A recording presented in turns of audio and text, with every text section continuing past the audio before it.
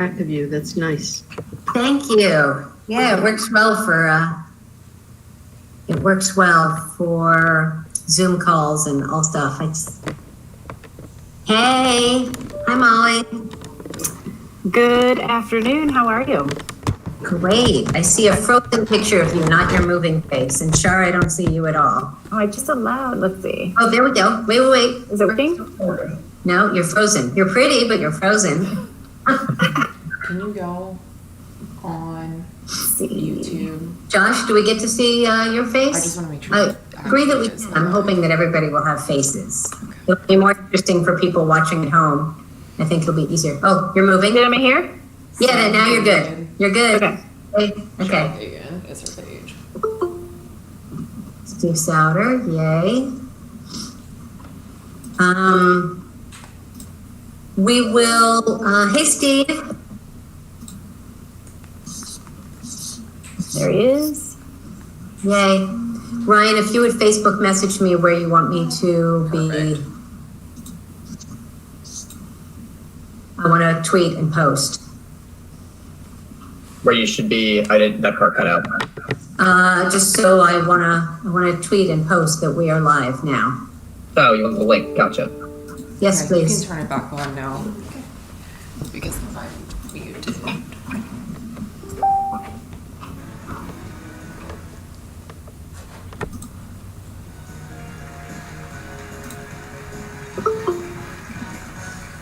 Welcome back to Supermarket Sweep. Can we turn it down just a tiny bit because the volume on there keeps thinking I'm talking, and so then it pops up. Thank you.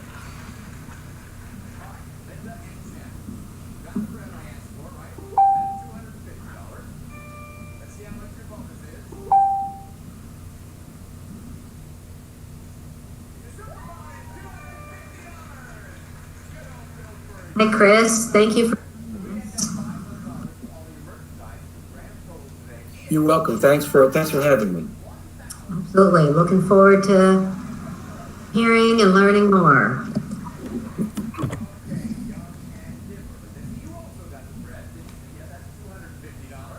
Ryan, can you be helping with us? I don't know if you're with us. Yep. Should pop up.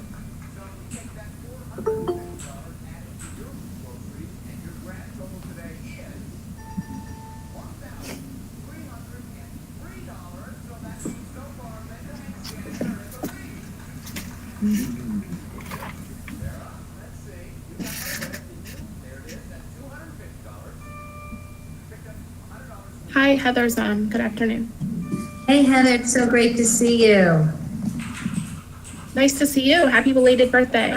You're sweet. Thank you so much.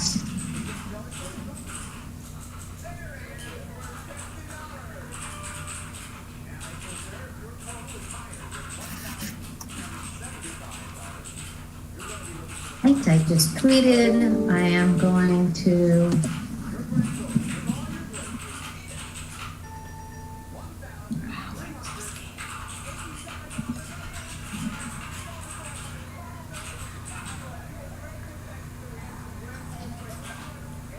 So one of the reasons that I'm doing social media stuff, some of it is to make sure that people feel welcomed to be included and educate themselves about 911, but it's also the law, and we want to make sure we're in compliance with the Maryland Public Information Act. So that is why I just tweeted and posted and have done that before as well. Are you at your office? Work office? I'm in my work office. All right. Trying to get my video to work. There you go. So I think you will all have the capacity to unmute yourselves, but I'm going to ask that we all stay muted when we're not speaking. So that is why I just tweeted and posted and have done that before as well. Nancy, how are you? How lovely to see you too. Our TV is someone else's.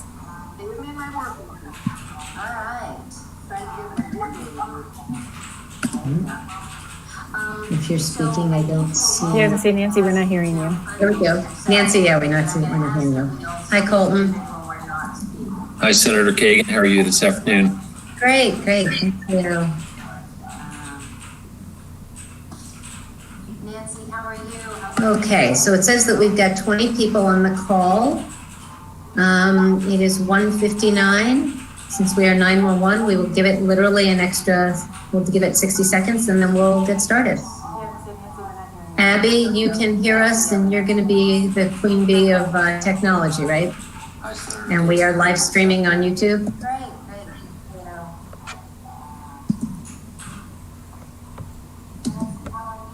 Okay, so it says that we've got 20 people on the call. It is 1:59. Since we are 911, we will give it. I'm sorry, I was muted. I can hear you. I'm traveling today, so I'm just on voice only. Abby, you can hear us. And I didn't hear who that was. Hey, Randy. Hi. Okay, Ryan, if you can make sure that we capture for the minutes who's here, or maybe. Yes and yes. Cool, thank you.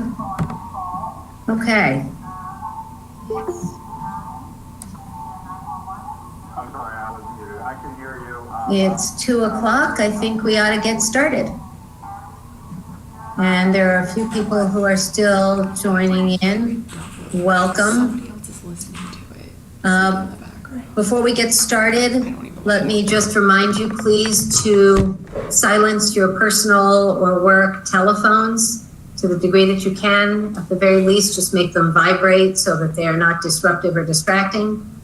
As I said earlier, everyone's should be muted unless they're speaking. So if we've got dogs, cats, babies, or other background noises, we won't hear them. I've got my Corona kitty on my lap, and hopefully he will cooperate for the next 3 hours. We'll see how that goes. With that, let me reiterate what I said a minute ago, which is that we are streaming live on YouTube.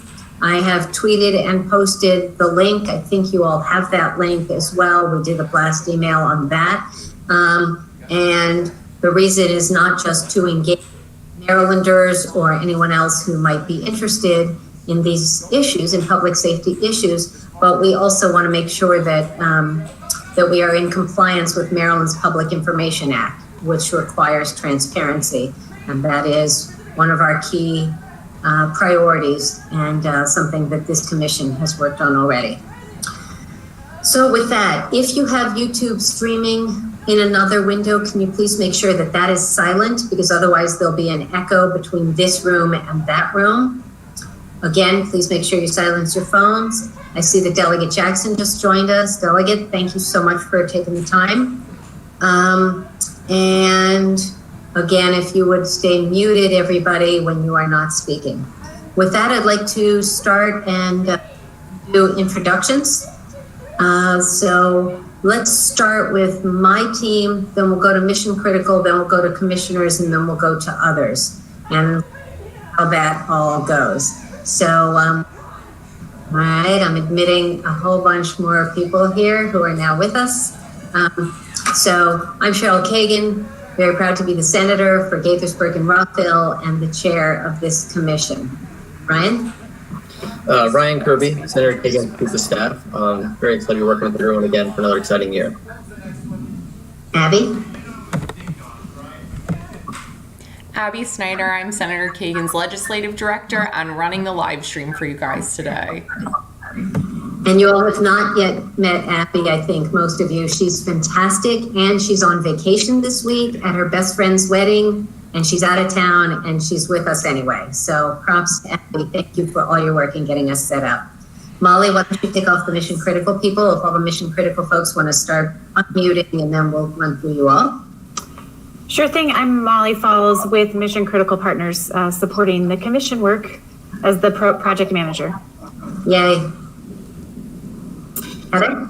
Hi, good afternoon. Heather McGaffin with Mission Critical Partners, and I am supporting the Training and Operations Subcommittee on the Commission. Thank you.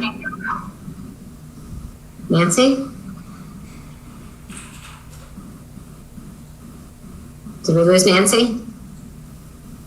I don't know if she has audio, but Nancy Pollock is on from MCP, and she's supporting oversight and accountability. Right. Okay. And then Josh? Yes, Josh Jack. I am the MCP Client Manager for Maryland. Okay, and you'll be helping us now with technology and cybersecurity, correct? I sure will. I'll be helping Randy out. That's fantastic. Okay, anyone else from Mission Critical? Okay, let's start with commissioners, starting with the wonderful Vice Chair, Mr. Souter. Good afternoon, all. It's good to be with you once again. It certainly has been an eventful, 8 months since we were all gathered together. And I'm really glad that we're back today and begin to tackle the remaining items that are in our bucket list. Thank you. Thank you.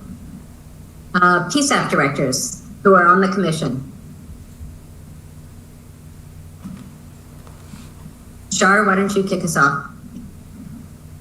Hi, I'm Shar Flaherty from Prince George's County with the Training and Staffing Subcommittee, the chair.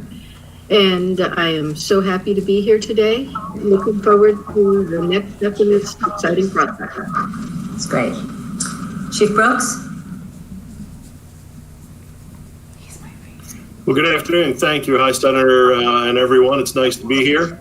I'm Richard Brooks. I'm the Director of Emergency Services in Cecil County, Maryland. Woohoo! All right. And then the fourth co-chair, because I chair finance and structure, the fourth co-chair, I think you all know that we said farewell to Bill Ferretti, who has been chairing the Technology and Cybersecurity Subcommittee heroically and effectively, has retired and left us. But we are thrilled that Randy Cunningham has agreed to be a part of this commission officially as a Maryland Association of Counties appointee and to chair the Technology and Cybersecurity Subcommittee. So, Randy, I've now kind of stolen your thunder, but please say hi and do a quick overview or a longer overview since you are new to this commission. Good afternoon, everyone. This is Brady Cunningham. I'm from Harford County Emergency Services, and I'm looking forward to being involved in the commission and working with the Technology and Cybersecurity Subcommittee. Fantastic. Well, we are. That's about it. Thank you again for stepping up and stepping in. Randy's a little too modest because he also runs the Cybersecurity Subcommittee on the Emergency Number Systems Board, soon to be called the 911 Board. And so he's bringing that expertise and that enhanced relationship, which is terrific. So thank you. Let's go through other commissioners, and I have no good suggestions as to how to do it. So just go ahead and pipe in as you want, or I can see you alphabetically. If you want to look at the list on the right and we can run on down that way.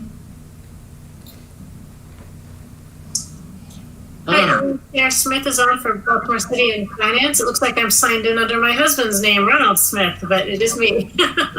Okay, good to have you here. Thank you very much.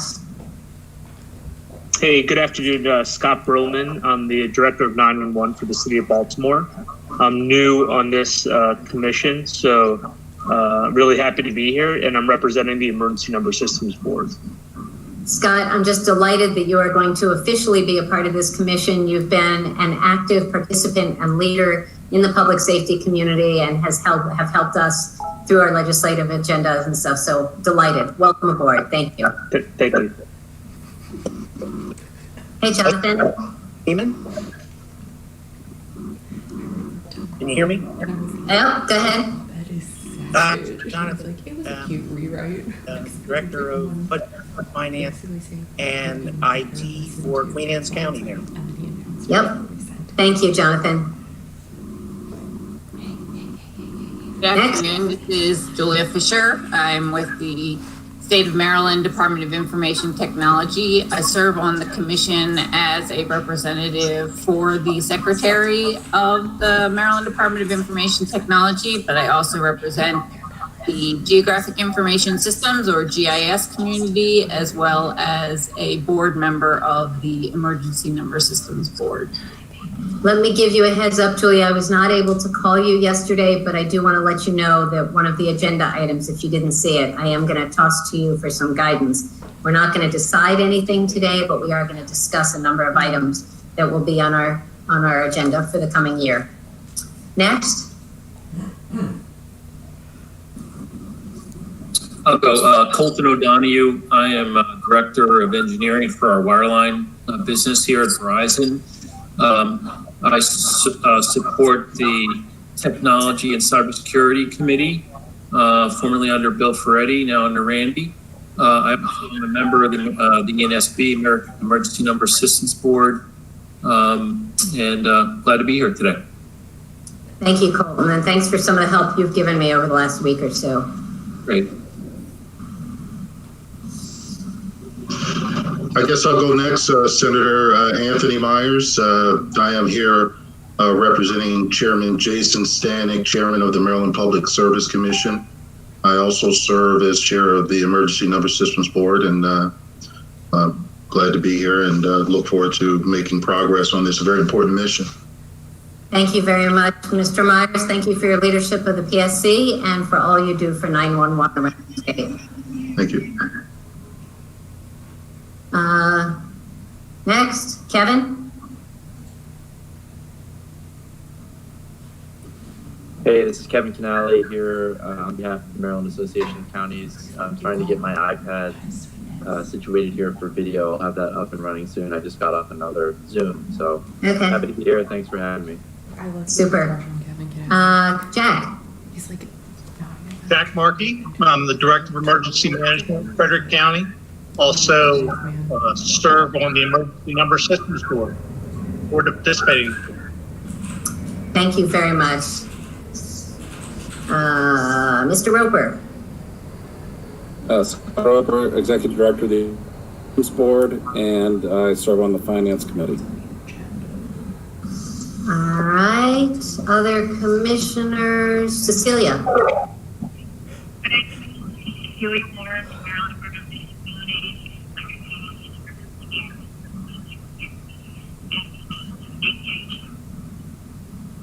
Cecilia, you were really hard to hear, so for future conversation, I will just say that was Cecilia Warren representing the Maryland Department of Disabilities, and she has been serving on the Technology and Cybersecurity Commission, has really brought some great insights and stuff for us. So Cecilia, I don't know if your sound is going to get better, but FYI. Anna. Good afternoon. Luana Sierra, I'm the Director of Emergency Services for Caroline County and represent Eastern Shore Communications Alliance, and I sit on the Finance Subcommittee. All right, Delegate Jackson is back. Do you want to say hello, Delegate?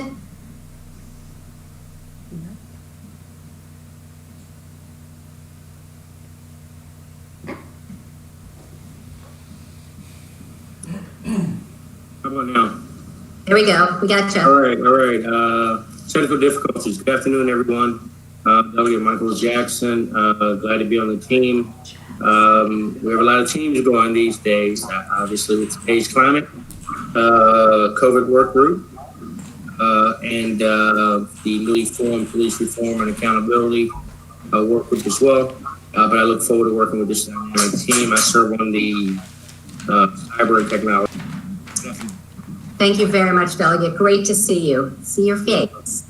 Any other commissioners that I have not acknowledged who have not introduced themselves? Okay, then we've got some guests. If you want to say a quick hello as well, and then others who are watching the live stream. Mr. Riley? Yes, good afternoon. My name is Chris Riley, Director of the Compliance Division, representing the Comptroller's Office. Thanks for having me today. Thank you so much for taking the time. Is there anyone else who's on as a phone number that I can't identify who would like to say hello and introduce themselves, or anyone else that I have missed? Number Systems Board was among them. That will mean that that these agencies will be posting agendas at least 48 hours in advance, that the meetings will be live streamed, and that after the minutes are approved, that they will be posted within 48 hours. And so that's going to be good transparency for these large organizations. The last one that passed was simply extending our work. We were supposed to expire on June 30th, 2020. While I think most of us believe that a lot of our work has been accomplished, we've passed a number of really important laws that are becoming role models for other states. We do have work left to do. Some of it might be modest, some of it might be emergency, that as we transition to next gen, it turns out we need to fix this, that, or the other. Our commission's sunset for 2 more years. And I pledged to you all last year that we will not be meeting as often and taking as much of your time, but we will still be engaged. The 2 bills that did not pass, one is increasing penalties for swatting, and swatting is kind of what it sounds like, which is calling 911 to provoke response from a SWAT team, and it can endanger people's health and lives. If someone calls and said, I think my next door neighbor just murdered his wife, and police come in, guns blazing and all that, and it turns out husband and wife were sitting there watching TV and no one's murdered and it's fine. So the penalties in Maryland are really modest, and so we were seeking to increase those to be totally serious. Governor Whitmer in opponent to swatting. We want to make sure that we circle back on that bill. And the last one is about privacy of the photos and videos for 911 contacts, and that was codifying an Attorney General's opinion from decades ago, and we ran out of time. Those were the 6 bills and their outcomes. Does anyone want to add anything, clarify anything, or have any questions? Delegate Jackson, is there anything you want to talk about?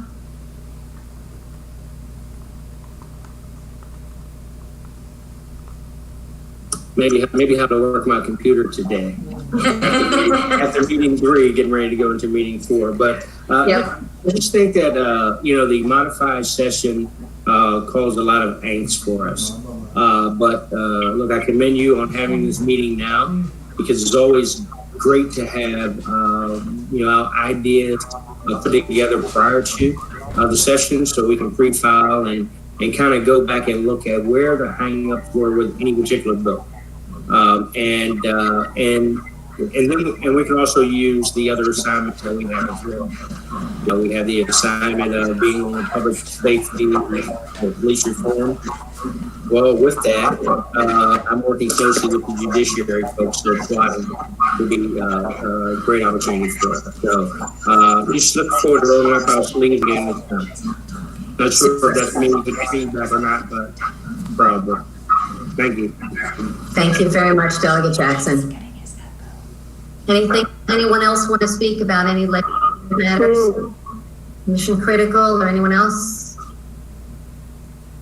Okay, so shift to agenda item number 4. I'm going to be calling on Kevin Canale from the Maryland Association of Counties and Chris Riley from the State Comptroller's Office.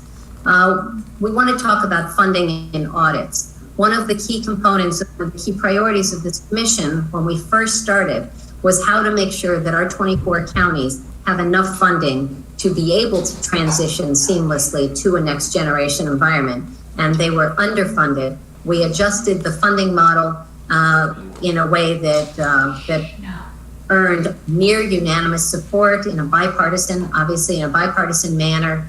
And there is a significant increase in funding to both the state and the counties. And now last year, as I indicated, we're going to be auditing. So Kevin Canale, why don't you kick us off if you want to unmute and put this in perspective, and then we'll go to Mr. Riley.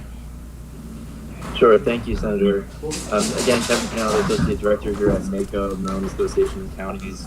And what I can tell you is, and I understand, I think the Comptroller's Office, Mr. Riley can probably speak to this more than I can.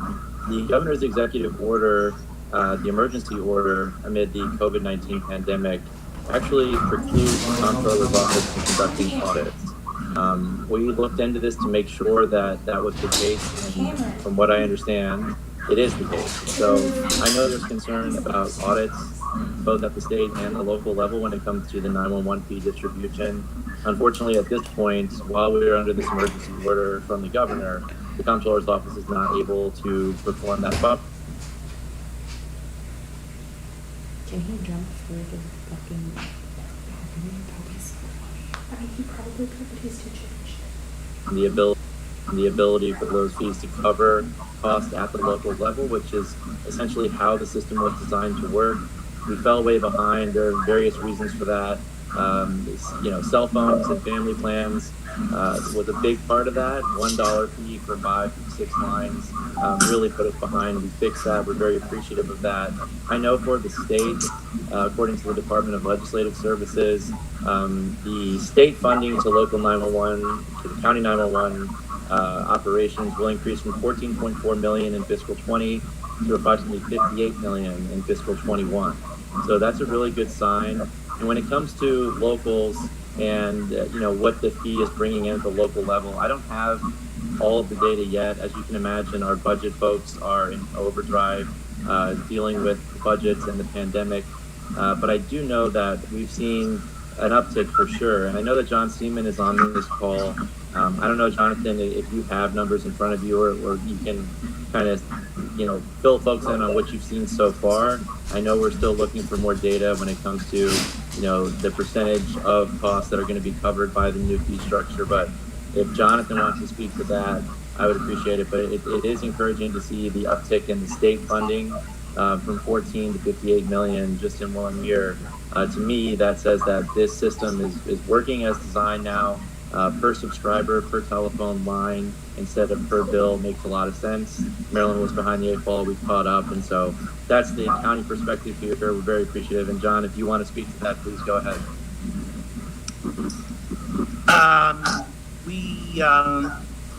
We're looking at for Queen County. We're getting maybe 20%, and from the numbers that I don't know. I was this year we might get up 80%.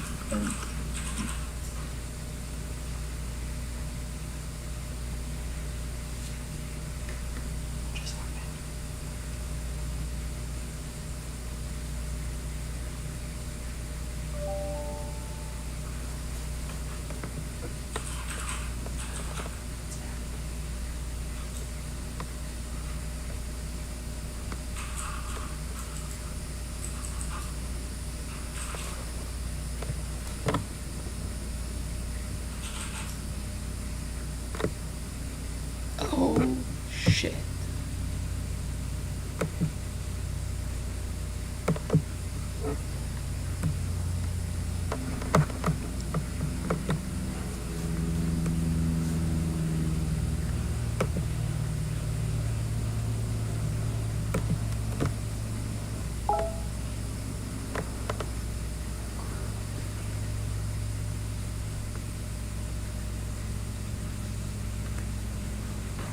Did the live stream drop? Question. Or can you see my blank screen? Question mark. Ryan, can you let me in? Question mark. Come on.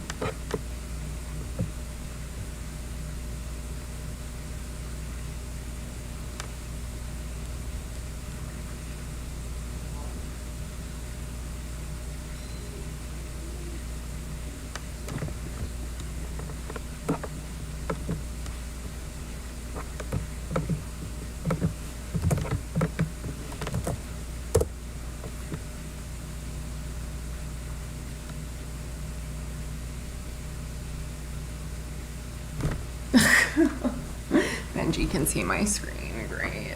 Okay.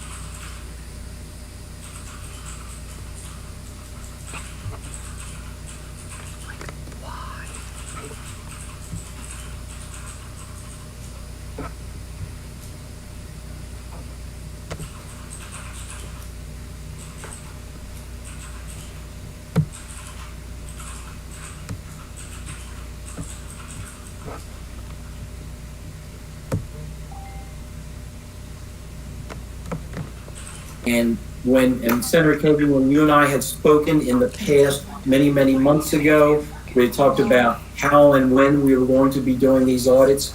We've since had an opportunity, now that we have the authority to do the audits, to take a look at a lot of the individuals that are holding on to and then holding on to and remitting the trust funds. So the trust fund returns have been coming in monthly. There's been no delay in that. So unlike some of the other trust funds that were put on extension until next week, these trust funds have continued to come in. So there's not been a delay. The numbers are a little are not skewed, but they're a little surprising to some of us that do not work in this field. In the month of June, the numbers that are available, it looks like 7 individual entities out of about 350 report about 89% of the 911 fees that are actually remitted.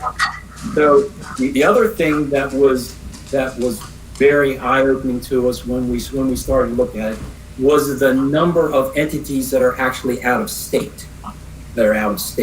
So that was a little eye-opening to us as well. So I think as far as potential audit issues, that they would be exactly what you might expect them to be. And one would be the number of lines, and then just as important, if it were put on the return, where those lines are sourced to. So I think for us, initially we will start out by looking at some of the larger players to ensure that we've got compliance where it appears as though a lot of the dollar amounts are coming in, and we will then move to some of the smaller entities that are remitting. I know there was a question, when we do audits, will we be auditing remotely or do we go on site? And I think for any of you that have auditing in your background, these type of audits will test an entity's controls that they have in place. One, are they correctly reporting the number of lines? And I believe your Senate Bill 339 kind of laid out some sourcing rules. So we have to make sure that they are enforcing the sourcing rules properly. And then if they have sourced them properly, is it also, is it the right number of lines, and is it going to the jurisdiction? So I think in the future, we would certainly move to as many remote audits as we could, but right now it seems like we need to actually be at a taxpayer's site to test those controls that they have over those important functions that, if you will, make up the information that gets onto the 911 return. Okay, so are there questions for the Comptroller's Office or for Mr. Riley? I'm going to pause a little longer than I would if we were in person, just in case someone is struggling to unmute, because I can't necessarily see all of you, so I'll give you a moment. Yes, Jonathan? Jonathan Seaman again. I think I have to, since I just ran the report, I have to back off a little bit from numbers. I don't think it's 4 times as many. I think the comptroller was saying an 80% increase. So I think what it may have doubled, which would be like 100% increase, but probably somewhere closer to what the comptroller said, which is 80 to 100% increase over last year. Okay, so I think we're not going to necessarily rely on early, preliminary guesses and stuff, since we don't have all 24 jurisdictions, but we will be getting that hopefully for our next meeting. And but thank you, Jonathan, for that clarification. I see that Delegate Krebs joined us, so I want to acknowledge her and let her say hello in a minute. Before I do, though, Mr. Myers, with your other hat on as head of the Public Service Commission and all your work with phone providers, is there anything you want to mention about audits and as chair of the 911 board? Anything you want to mention?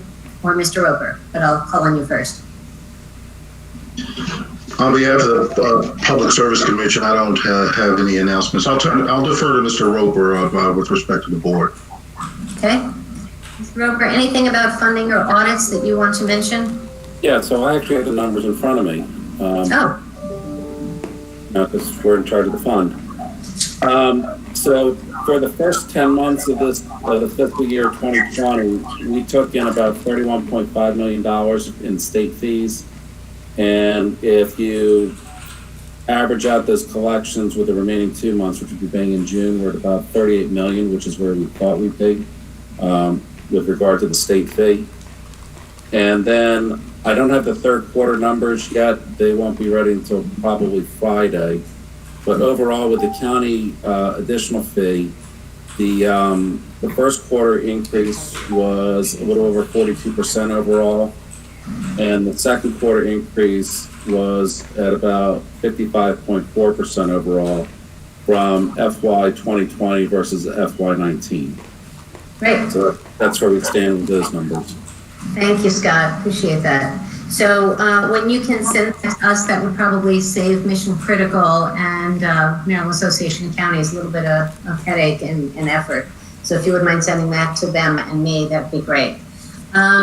So anything else on funding and auditing? Mr. Riley, anything else you want to say? Because if not, you're welcome to stick around or you can jump off, your choice. No, I don't really have anything else really to add on those topics, but when I've spoken to Ryan this morning, I said to certainly if there's anything that we can assist you all with, please do not hesitate to reach out to the extent that we can. I expect that a lot of our communication will be with the Emergency Number Systems Board. Yes. Or information sharing, but feel free to reach out. Appreciate that. Thank you so much. Thanks for what you do. Stay safe. Take care. All right, fine.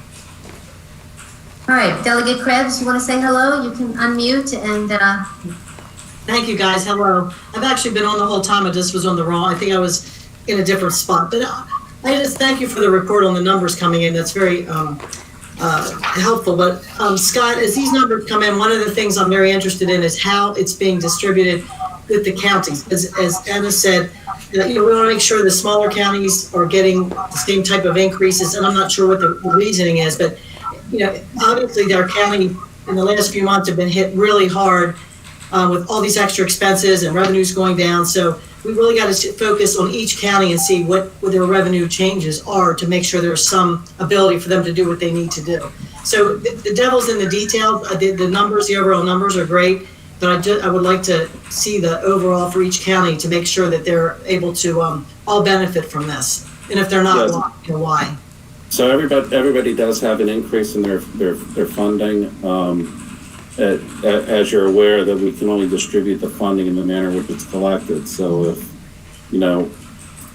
dollars that come in for Montgomery County go back to Montgomery County, and dollars that come in for Carroll County go back to Carroll County, and we can't arbitrarily shift that money around. But we do have the increase in the state fee and the trust fund, which has allowed us to pick up some additional expenses for all counties. No, I understand that, but it would just be nice to know, and maybe Montgomery County is going to get more because there's more businesses there, but it'd be nice to understand if one county has a lot bigger increase, just to understand why overall, because we're talking in generalities here overall. Yes.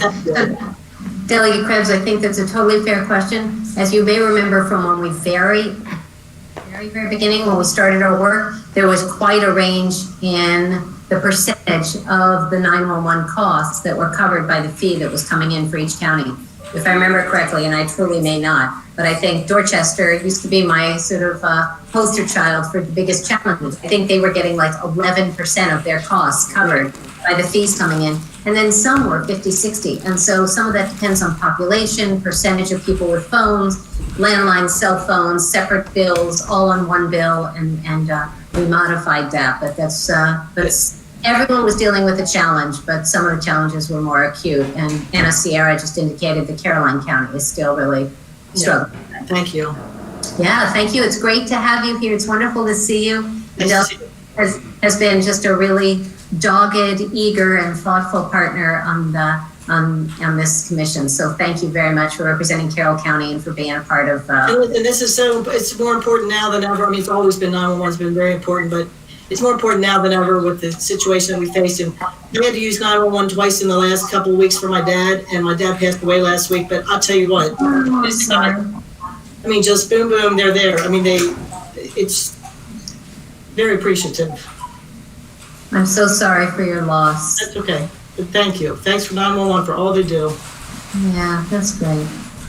Well, on that sad note, I'd like to transition to number 5 on our agenda, which is actually about another tragedy when it didn't work so well to call 911. And Julia, I'm giving you a heads up. I'm going to be pivoting to you shortly. The story has not gotten a lot of press. Delegate Jackson, you might have heard about it in local news. I frankly have not, but the Washington Post is working on a piece that will be public soon.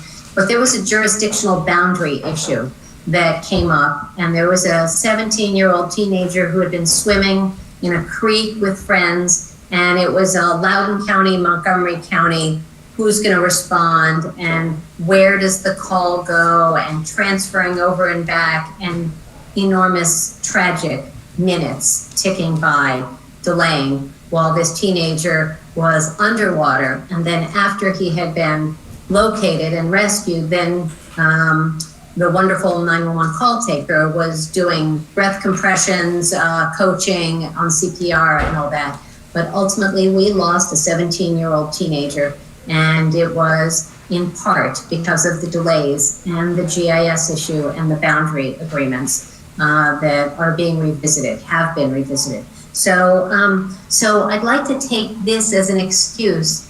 If Julia Fisher could give us a brief update, and for somebody who doesn't know what GIS is, the Geographic Information System, maybe you can offer a brief tutorial as to its importance, where we are now, where we're going, and as people always ask me, how is it that the pizza guy knows exactly where I am, or the Lyft driver knows exactly where I am, but not the 911 person? So if you could just give a brief tutorial on all of that, where we were, where we are now, and where we're heading in the future.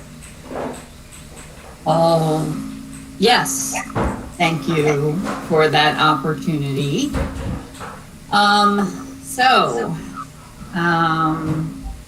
Trying to collect my thoughts here. GIS, Geographic Information Systems, for those of you who are not familiar, it has everything to do with, one of the terms that's used now is location intelligence. In essence, trying to better understand the environment around each of us, because, and that's really where a lot of this has gone, because we're such a mobile environment now with our mobile technologies. It's really about people being able to move throughout the space, and then being able to, through the technology connections through 911, to then identify where these people are within that space. So we are moving from, the old system, which was spreadsheets and, tabular address lookup tables, to this spatially enabled environment. There is considerable amount of work that has already been done by the counties in Maryland. Obviously, there's always work that needs to continue to be done. And then there will always be the ongoing maintenance to ensure that the data that we have is improved, new data is added, other data occasionally will be sunsetted. There are, if I remember, well, I don't recall the number exactly, but you can imagine there are millions of addresses within the state of Maryland. Each needs to be identified within this spatial environment. And so that is what the counties are working and have been working on, is ensuring that all of the addresses are located, not just located, but that they are written properly, that they are accurately positioned, some more than others. And we try to automate as much of that as possible, but there are millions and millions of records, and ultimately it does get down to some manual intervention. So this will always be ongoing. So as Julia, can you give an indication how much of GIS updates in next generation technology, how much of it is the state with the Department of Information Technology, and how much of it is our counties through their GIS? Absolutely. So just to kind of put it out, we have some base layers, so the address points, the center lines, or the roadways. And then we have a couple of boundaries to the senator's point. So we have the actual PSAT boundaries, and then we have another jurisdictional boundary utilized. So the majority of the work is done by the counties. I will give them all the credit. They have been maintaining these layers for other purposes, transportation purposes, property assessment purposes for many, many years. And they have been now working to get these up to speed and get them to a level of accuracy in order to be used for 911. Because as you know, in 911, we can't accept not being able to locate each and every address. It is, zero tolerance failure. And so they have been working diligently.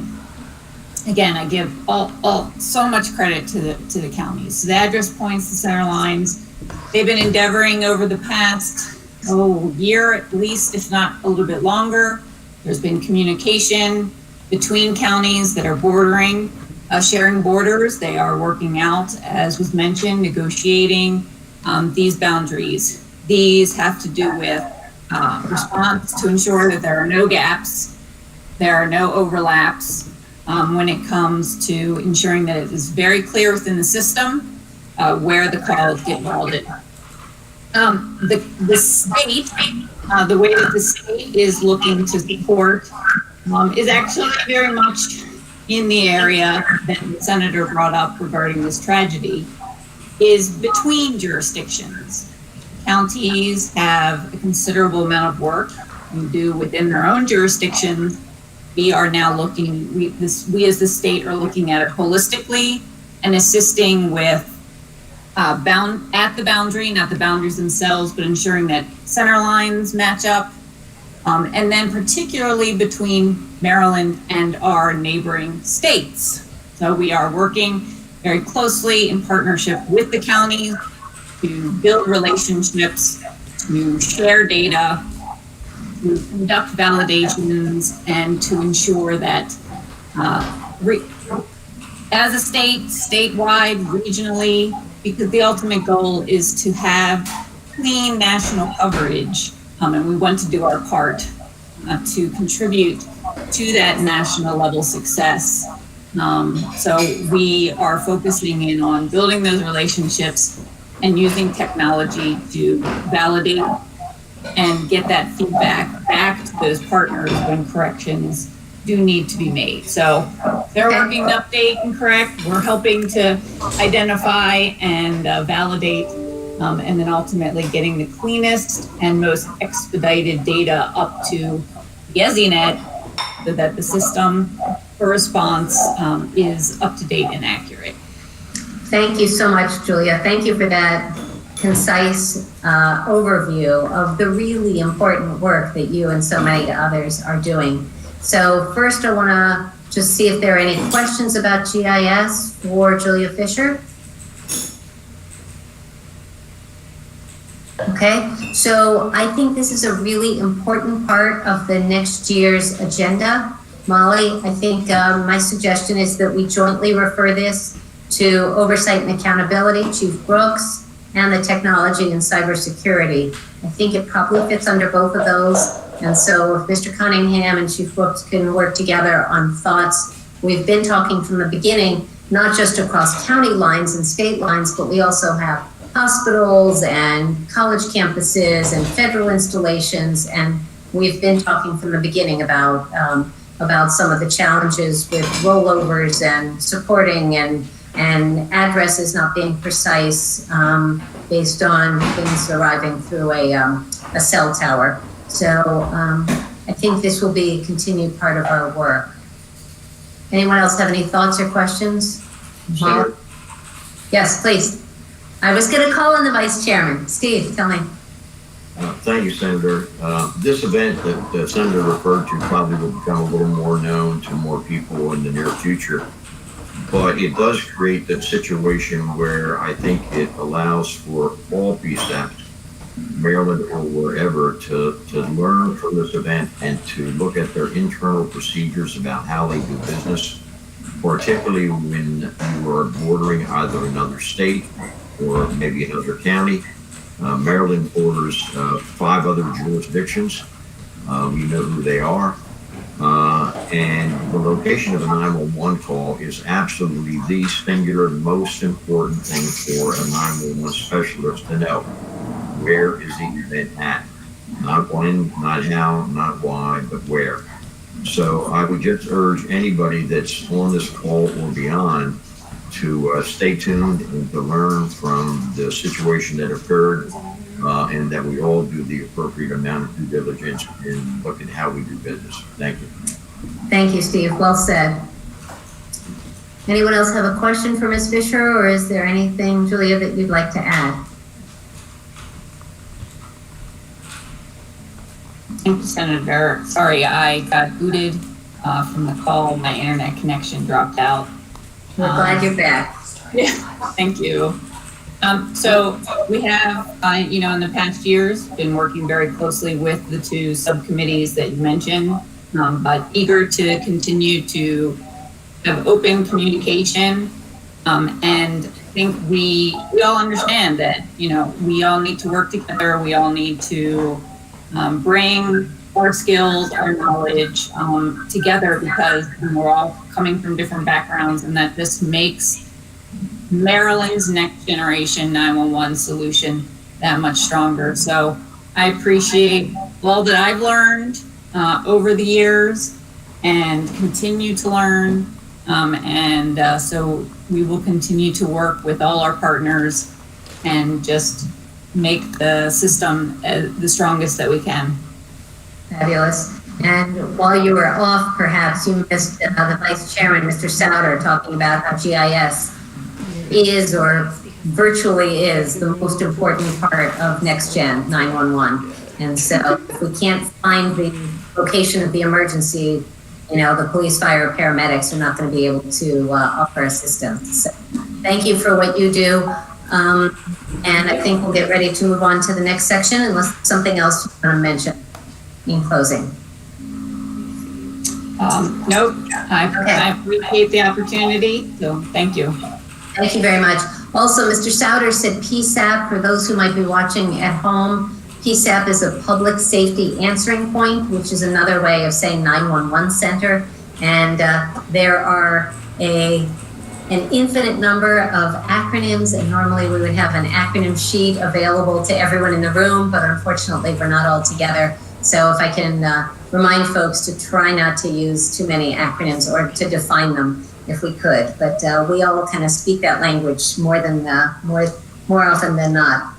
Agenda item number 6 is about the coronavirus and the implications on next generation 911.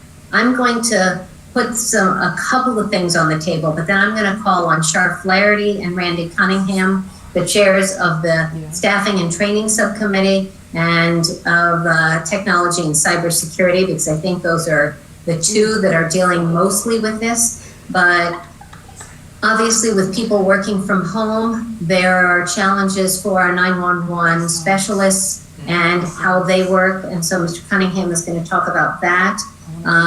Shar, I'd love it if you would talk about the health, safety, and challenges for recruitment and training and retention of our 911 specialists during a COVID pandemic. If anyone wants to talk about our crisis teams, our technology, our shared TERT teams, crisis response team, mental health care, and I had one other thing in my head, which is now lost. So let me shift to Shar first, and then we'll go to Randy.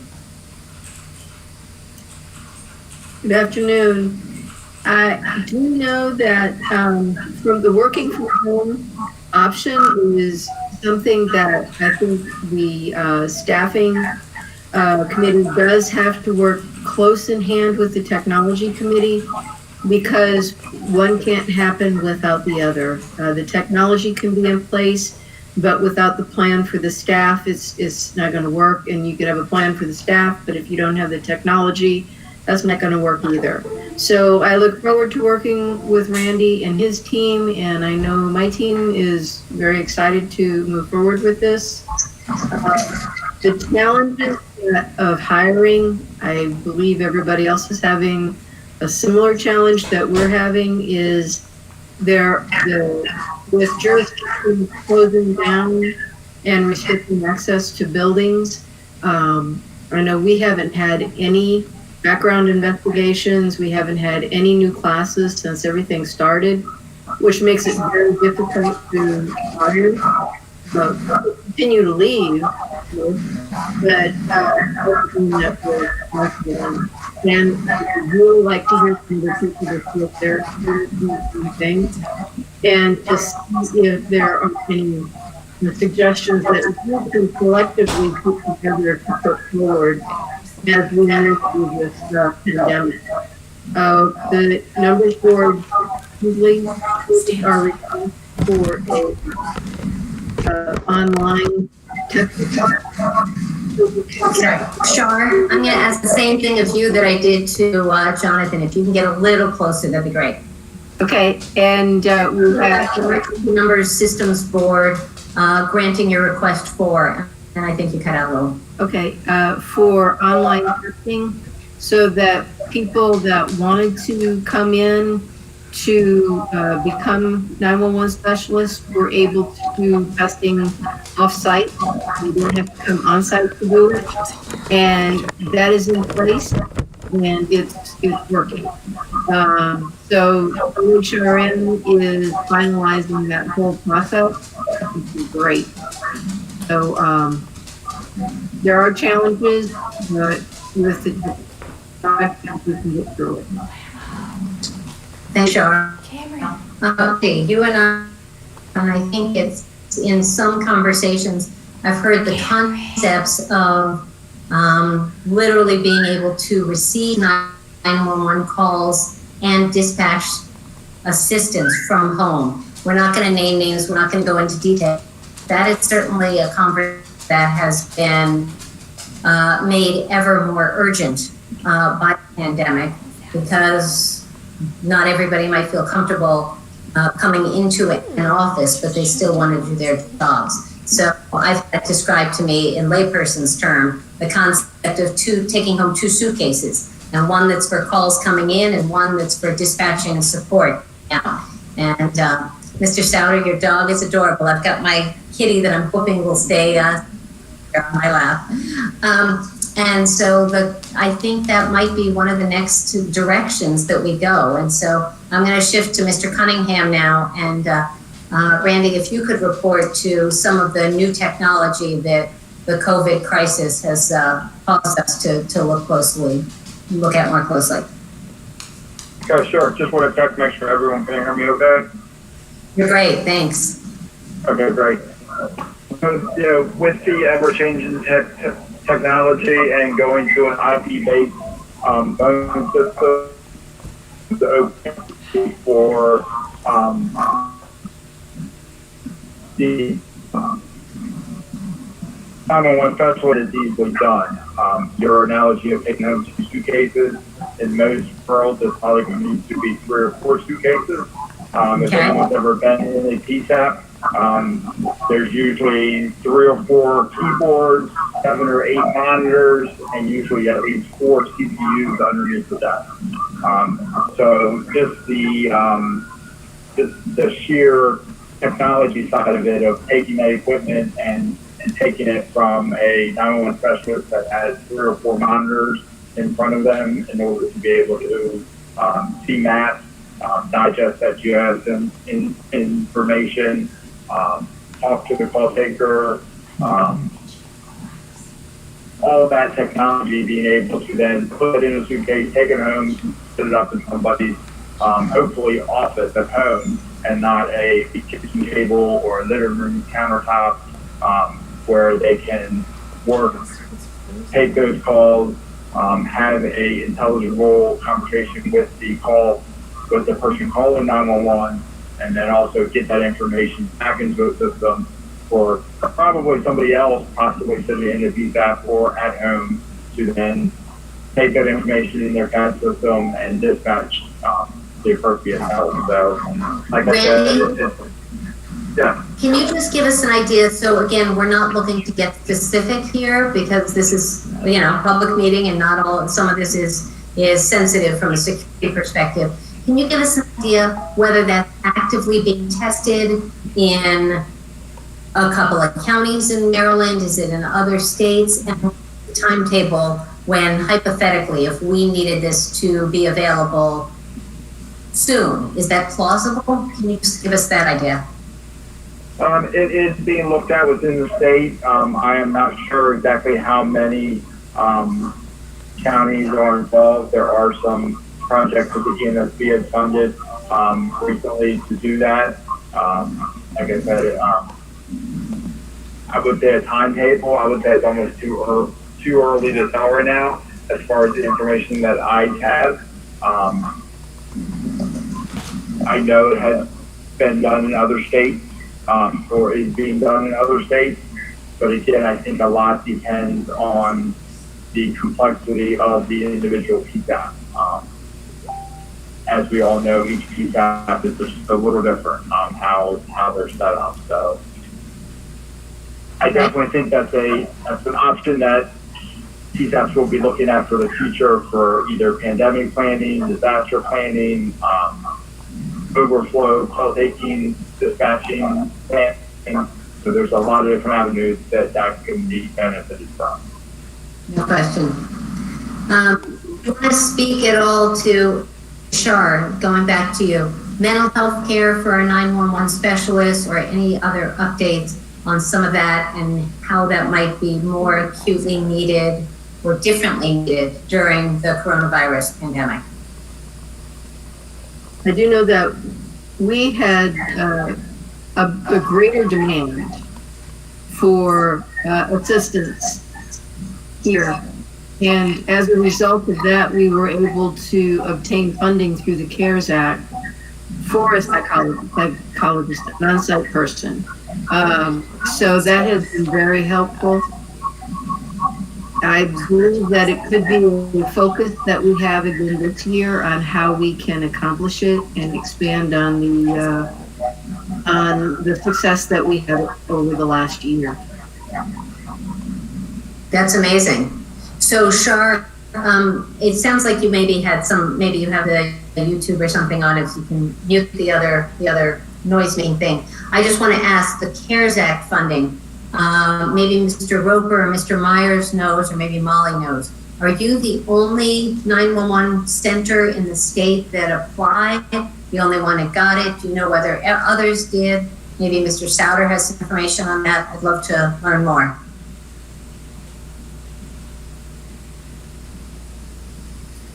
Sure, yeah.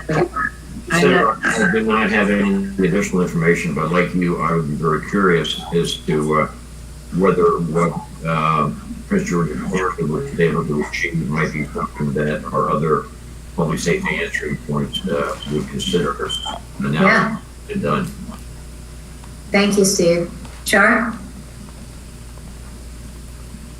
The option actually came up through our budget director saying, you know, if this is something that you really need, you should try it through the CARES Act.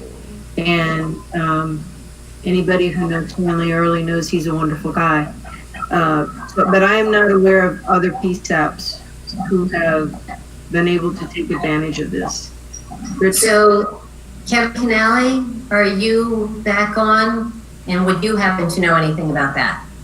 Because, and the reason that I'm asking, I mean, to some degree, the CARES Act, you know, is in the rearview mirror. The question is whether if there's another chunk of federal change and we can help fund our 911 centers, it seems to me that Carroll County and Queen Anne's County and Frederick County and Montgomery County would all be interested in that. So, Kevin, do you know? You are muted if you're hearing me.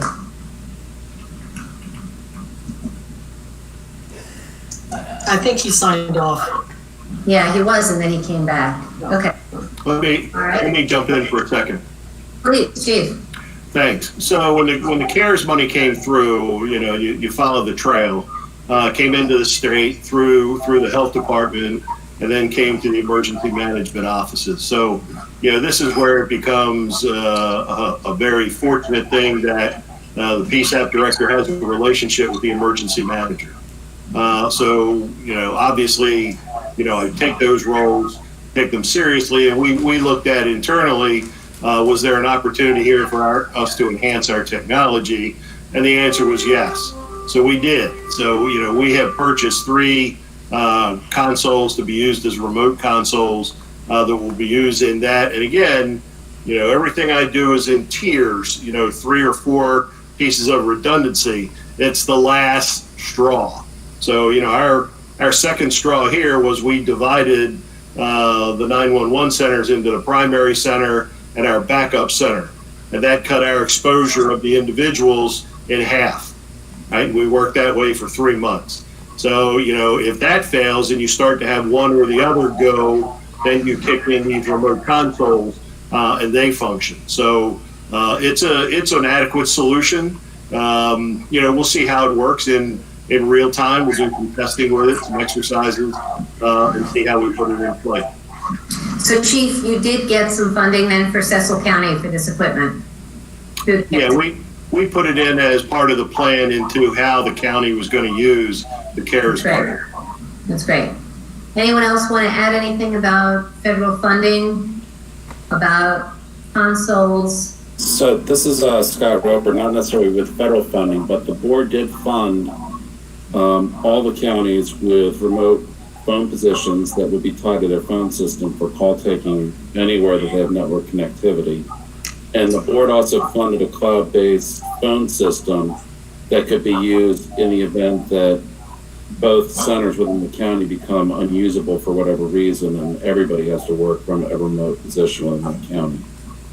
So the board had worked with the Mako ECC to get a lot of this equipment out there in place to the extent that we could. Okay, and just to translate that, the Mako ECC is the Maryland Association of Counties Emergency Communications Coalition? Committee? Yeah, so thank you, Mr. Roper. That's very helpful. Senator, this is Anthony Myers, if I might. That activity that Mr. Roper just referred to with remote call stations and the cloud-based system, we did that, I believe, in April. So it was at the early stages of the COVID state of emergency. That's fantastic. Good for you all. Thank you for that foresight. Anything else on technology as affected by the COVID crisis? Mr. Cunningham, Ms. Flaherty, or anyone else? Senator, this is Julia Fisher, if I may. Yeah, please. Thank you. So not nearly as front and center to these important conversations we were just having, but I did want to take a moment and let everyone know I did have an opportunity, and I thank MCP for making the connection back in May. I was invited to participate in the State of 911 webinar series. And I went over a presentation for about a half an hour talking about using GIS for the COVID-19 response. And the idea was the level of granularity, the level of detail, the level of having to validate and make sure that the data is highly reliable. For the pandemic response is on par to 911, and the community wanted to hear how we were using GIS, how we were preparing that data in order to respond to the pandemic, and how there are parallels to how we will prepare for next gen 911. So if you haven't gone out, you have an opportunity or you're interested, 911.gov/webinars is the site. And again, it was the May 20 something presentation. So if you want to hear me prattle on about GIS for about a half an hour. But again, I was flattered to have had that opportunity. The other part of the presentation, my co-presenter, although there are two presentations during the session, I did not know the gentleman ahead of time, but he actually presented on non-English text to 911 requests. Yes, I see your face. So, oh my God, you would make my week if you told me there was action on that. You will definitely, I'll send you the link directly, Senator. I think you will be fascinated to hear what he had to say. So. Oh my gosh. So thank you for that. I am very interested. Julia, I did just post the 911.gov/webinars on the YouTube page. So anybody who's watching there in the chat, I am trying to put some information over there. So if you want to put anything up there yourself, Julia, feel free to do that.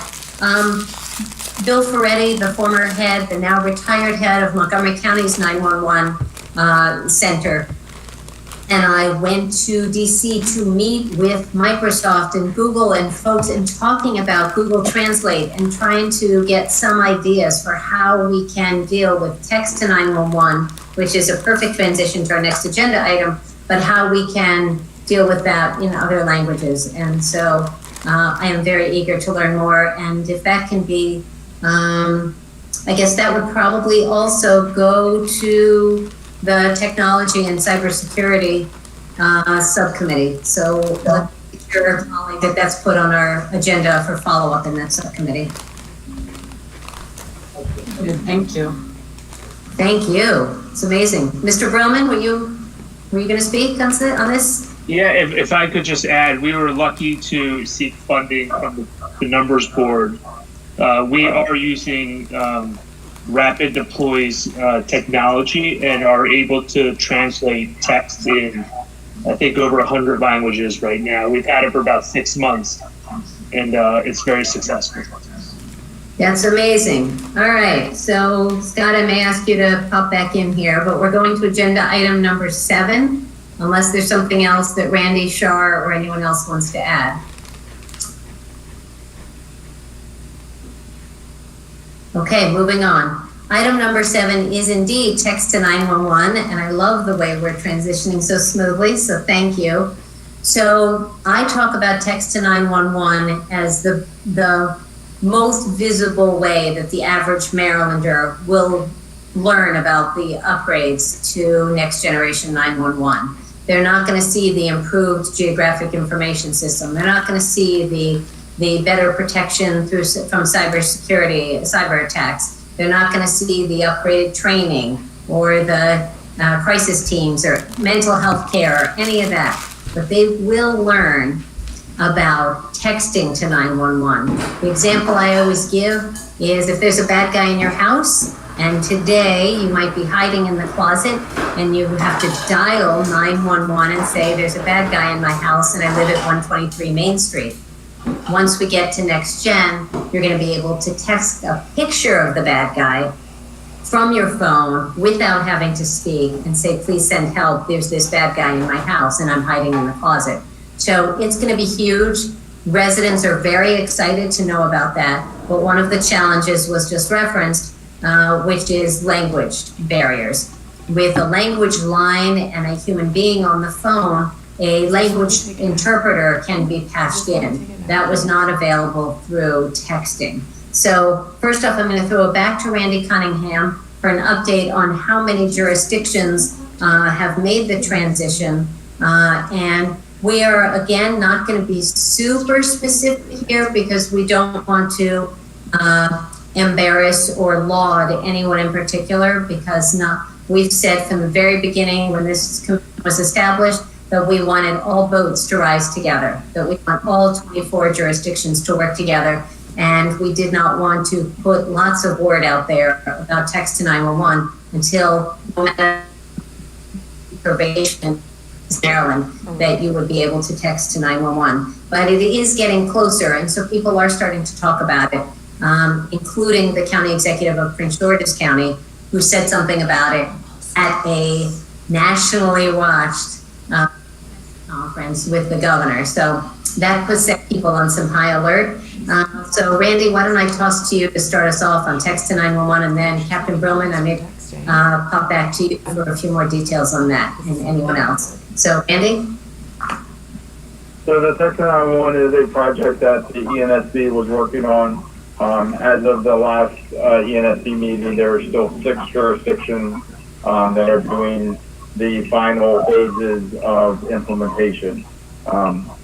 Some of those are very, very close to being finished. So again, not to get in the weeds, there's a lot of technology that has to happen within the PSAP, testing with the multiple carriers, training with the 911 specialists.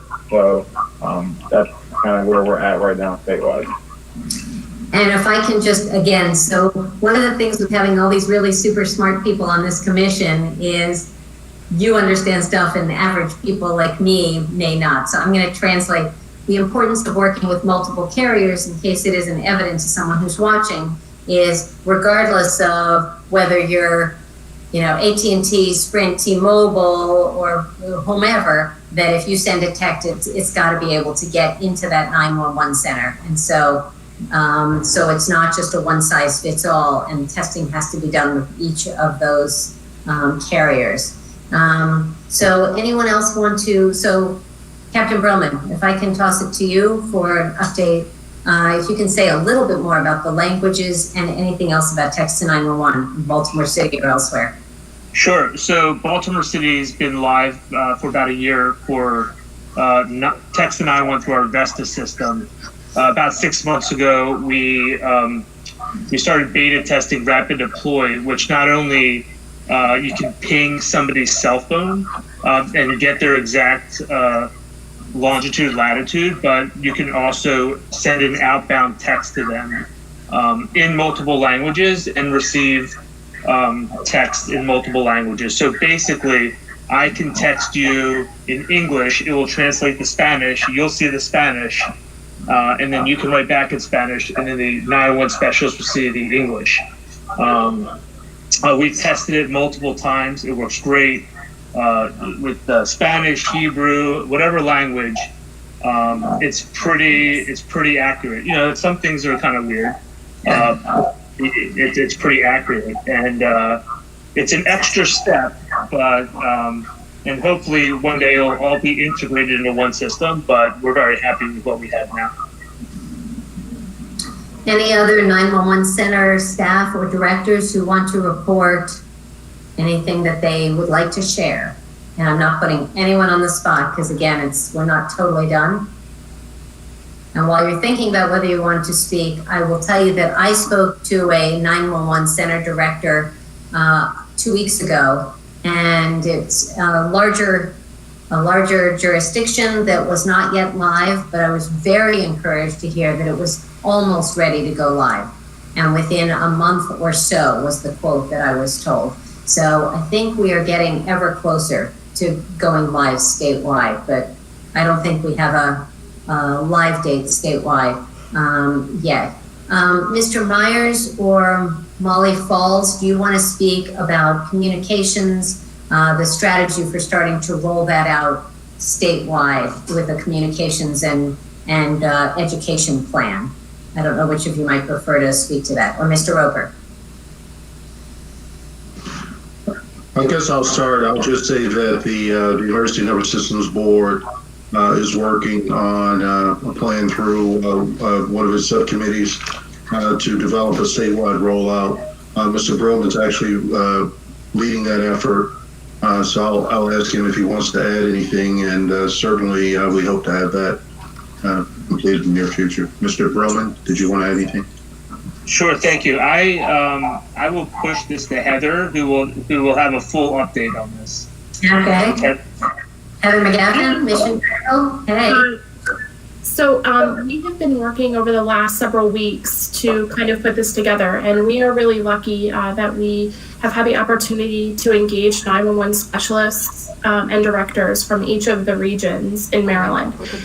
So we have thus far put together a list of partners that folks that we want to reach out to across the state to help us get that message out. And we this week as a committee or a subcommittee will be reviewing a statewide logo to be pushed out for folks to use, and we will provide press releases and other information so that the individual PSAPs and counties don't have to worry about that messaging. That messaging will be standard, that messaging will be bilingual, and it'll be out there for folks to use.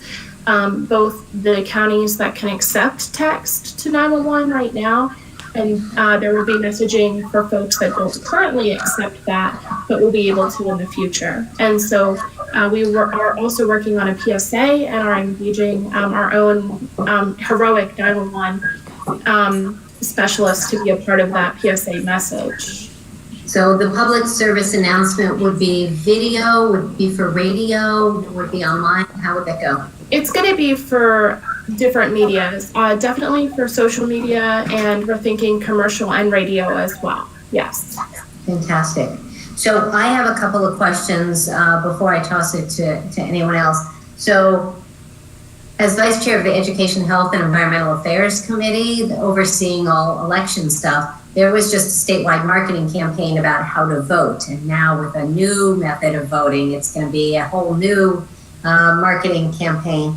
There were a lot of questions from my colleagues about targeting, making sure we are reaching communities of color, communities that speak foreign languages. You said you're going to have statewide logo and bilingual and all that, but I do want to make sure that we are reaching into African American communities, Latino communities, and I would love to see the list of partners that you're thinking about and how we can roll it out. And I suspect that the 4 legislators on this commission would love to see an early draft of some of this, because we don't want to be surprised and then have to try to defend it from our colleagues if there's concern in their districts or elsewhere.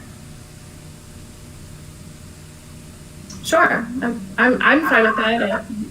We're happy to provide whatever we can to Scott, and then I guess Scott, you would probably take that from there to have those conversations. Scott Broman, Scott Roper, or both? I just want to clarify, since we've got 2 Scotts on this call. So this is Scott Roper. It's a Baltimore City contract, so I defer to them. Okay, great. So Scott Broman, if you're able to share that. Delegate Krebs, anything you want to add to what I just said? You're good. Okay. All right. Delegate Jackson. Okay. Yeah. Delegate Jackson. Okay, you're good. Okay. Okay. Well, I think this is very exciting, and I just want to ask. There was some conversation. I feel like I've heard a little bit of mixed messages. Is there anything this commission should know about approval of the contract? I know that Baltimore City is managing it. I know that I've heard that it's going through the Emergency Number Systems Board. I heard that it's going through the Board of Public Works at the state level. Is there anything that we should know about, any problems or hiccups that we can help you with? Captain Broman. Senator, the only contract that we have with Mission Critical is for text to 911 and for the statewide staffing study, which has already been approved by our Board of Estimates. Okay, so Heather McGaffin, you're good? There's nothing we need to be worried about on that. Okay, I think Heather's either gone or muted. Nope, Heather's here. Okay, all right. Anything else on text? Oh, you're still muted. I'm sorry. You're good. Can you just ask one more time? I apologize. You're good. You're going to get paid for your work. There are no problems with the contract being approved or any with the budget freeze or budget cuts. You're good? We're good. Okay, because as we seek to save lives and educate residents and visitors, we want to make sure that there's no hiccup there. And so, never a challenge. I'd love to know about that, see if we can help.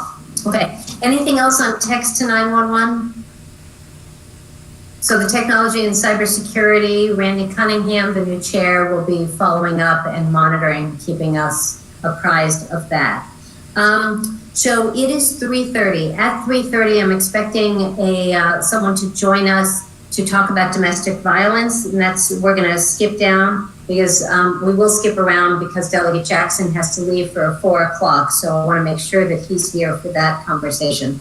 So while we wait, let's see, Ryan, if you could pipe in when Amanda arrives and just speak up.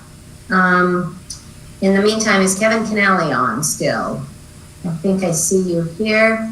Item number 8, while we're waiting for Amanda, a conversation that Anna Sierra and I think Ross Coates and I had probably 2 years ago was about 311. It's on this agenda. I don't know whether I'm just pie in the sky Susie here, but I believe it's worth the ongoing conversation about whether every county should be authorized to have or encouraged or funded a 311 option to lighten the load on our 911 centers, whether for non-emergency.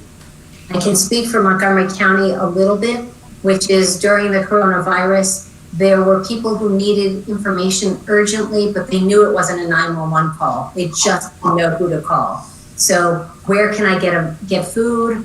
I'm being threatened with eviction. How can I get virus testing? All that kind of information was available through 311, and it proved very helpful. So I want to reference that. It's going to come, I think, to my subcommittee, Finance and Structure. It may be a total waste of time, and it just might be that there's not consensus among the, especially when there's not the finances that may be available. But it may be a trade-off, lightening the load for our 911 centers and creating something else. It's also probably easier to train those folks than training our 911 call takers. Okay, anyone want to say anything about 311? And I see that Amanda has joined us. Thank you, Ryan. Char, you're not muted unless you're going to speak. Okay. Anyone else want to speak about 311? Okay. So, Amanda, thank you so much for joining us. We are skipping you all to item number 10 on our agenda. I'm going to set it up and frame it. I've spoken with several of you about this, and it's so good to see your face because I've only spoken by phone for so long. Thank you. Yeah. So Ryan Kirby, my chief of staff, and I had a conversation about a week ago with 4 domestic violence, domestic abuse experts. So it's the Maryland Network Against Domestic Violence, the Maryland Coalition Against Sexual Assault, the House of Ruth, and JCADA, the Jewish Coalition Against Domestic Abuse, which serves people across faith lines. And the 6 of us had a very dynamic conversation about, especially in the time of pandemic, when women and some men are being threatened and are cocooned with someone who is threatening them or abusing them, how can 911 be engaged with this? Because lives are going to be lost, and certainly there are health and safety issues. So in the past, I think Chief Brooks and I've talked to several of you about this. People talked about burner phones, which I guess is an inaccurate term for this, but the concept of whether a woman didn't have a phone or had one that maybe was taken away by her abuser, this was going to be a secret phone and it only dialed 911. It was a good concept. As we were working towards next gen, I asked whether those phones could text to 911 for the same reasons that we want everyone to be able to text to 911. Sometimes it's easier or safer. The question is that the right strategy? Are those programs available? Who should run them? Where phones come from? What sort of oversight? How much would it cost? There were a million questions. And the question also fundamentally is, who should our partners be? Is it the phone providers, the state's attorneys, the sheriff, the Maryland State Police, the advocates? So to Amanda and to Ryan to lay out a little bit of some of what we talked about, because as I suspected, there was not a quick and easy solution. So Amanda, if you want to capture either the call or what you have done or are thinking about doing, then Ryan, maybe you can fill in some gaps. We can have a brief conversation, and I'm going to be referring it to a subcommittee. Sure. Thank you so much, everyone, for taking the time and for including domestic violence as a priority for the 911 conversation. Certainly 911 is a phenomenal resource for a victim. Certainly being able to text message or use a type of technology that maybe if they're being tracked on one technology, they have another one to rely on. So the texting, an iPad, things that are maybe different from their primary cell phone would certainly be helpful. We also know that most of our clients do not want to call 911 necessarily.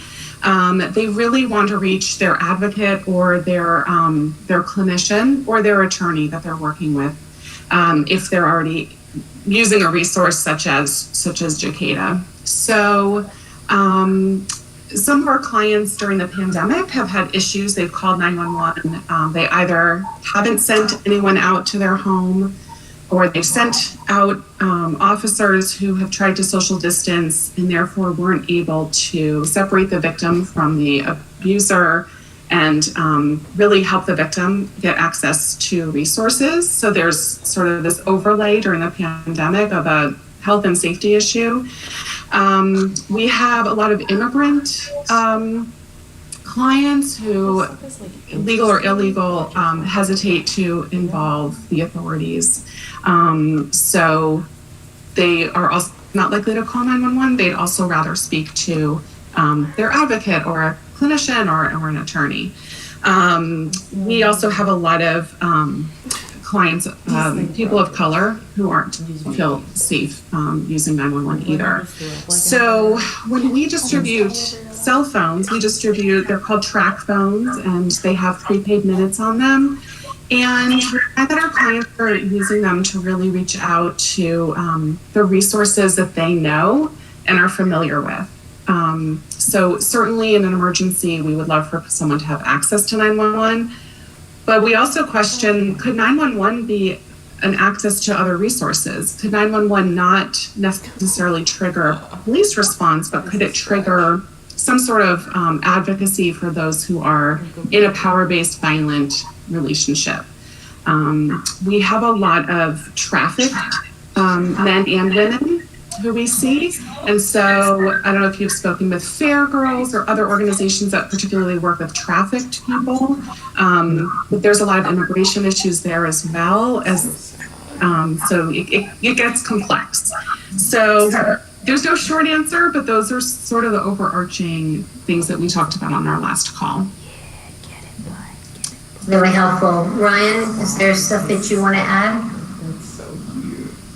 Yeah, and then so we also had a discussion about what are some of the things that the 911 Commission can do, and there were a couple of ideas brought about. Some of them have more challenges than might be possible in the immediate future, such as like an internet option for an individual to submit a request using a messenger service online, like through a laptop or a tablet, where it's not necessarily a call or a text. But it was just considering what it is that the 911 Commission and 911 specialists can do to provide additional supports, whether it's or what role 911 should play in either providing a phone or working with these organizations to create some kind of statewide standard. Yeah.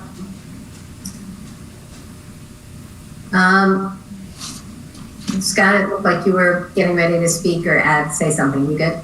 Okay. So bottom line is we started down a pretty ferocious rabbit hole and a lot of creative ideas. We've got a memo from the Maryland Network Against Domestic Violence that I believe we posted on the website, Ryan. Okay, so you can check that out. And I think that's going to be an interesting conversation. I think it's a partnership or an issue worth the Commission's exploring.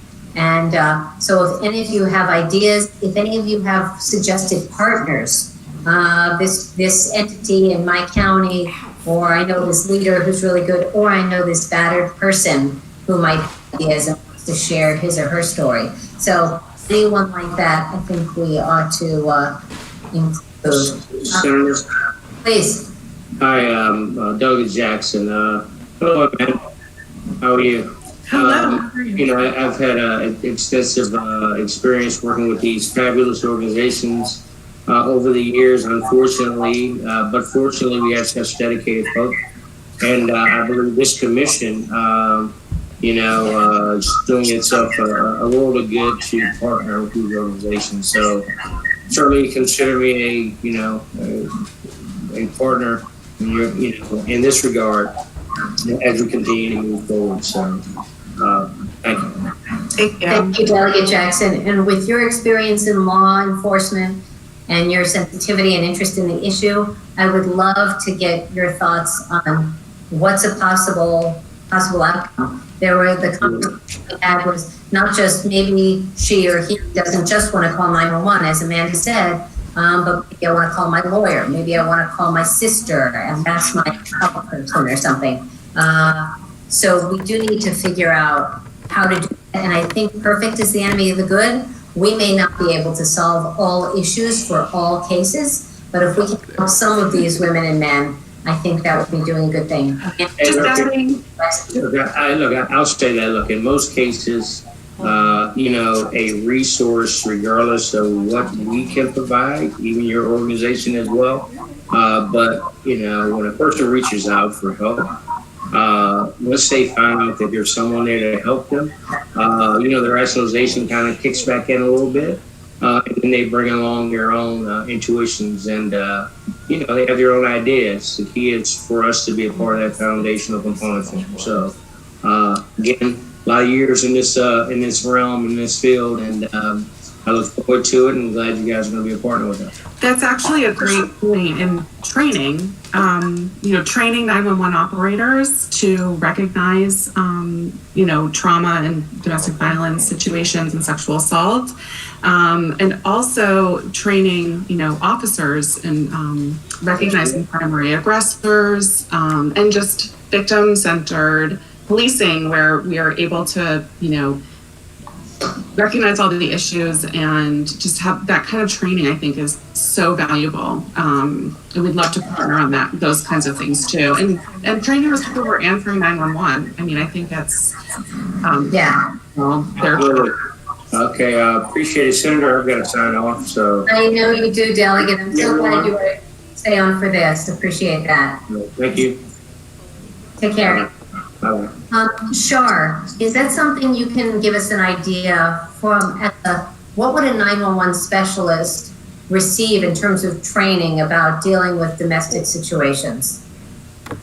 We had a similar situation where, and it's unfortunate that he's not on the phone anymore, because when Delegate Jackson was the sheriff, we worked with him a lot so that we could provide training to our 911 specialists on how to handle domestic violence situations.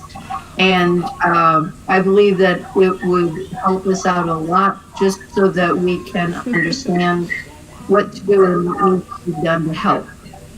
You can't fix it unless you know what you need to do. So I think that's a very, very important aspect of what we can do for developing a training process for this. It would be very important. So are there national standards? Because I know that we look at protocols that are expected when we train our folks, and then I guess we must have some that we have specifically for Maryland.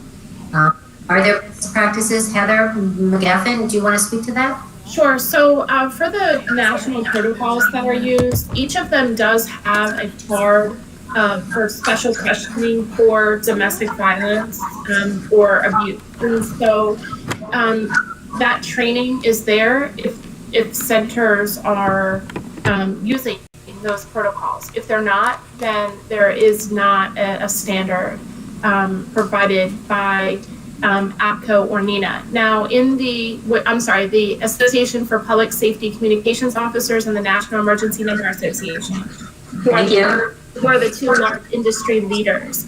However, in the National 911 Program Office's recommended training guidelines for 911 telecommunicators, they do point out domestic violence as something that should be talked about in initial training when 911 specialists are hired. So I have not heard of the concept of anyone in Maryland, any of the 24 jurisdictions, not using the APCO or NINA protocols. Is that the case? Maybe Mr. Myers, do you know? Or Mr. Roper? Or Mr. Souter? Souter here. I'll defer to either Scott or Mr. Anthony. They probably have a better handle on who in the state are using the protocols, or better yet, who are not. I think the general answer is it's widely used in Maryland, but it may not be exclusively used. Scott or Anthony? Yeah, so the board has funded historically training for how to handle domestic violence calls through national organizations. Those counties that use EPD do have a protocol in there for domestic violence, but the board in and of itself doesn't necessarily get into the weeds on how each and every call is handled within a jurisdiction and what that response is. So I don't know that I can speak to your question. And Scott, just to be clear, EPD training? It's emergency police dispatch protocols. Thank you. So if my county asks the 911 board for money for this kind of training and got it, then I might do it in my jurisdiction, but it would not automatically exist for all 24 counties? So depending on what you mean by training. So if you're talking about using a specific protocol system, that would get deployed in the county that comes before to request funding. Now, training for those protocols would be open to any county that uses those protocols.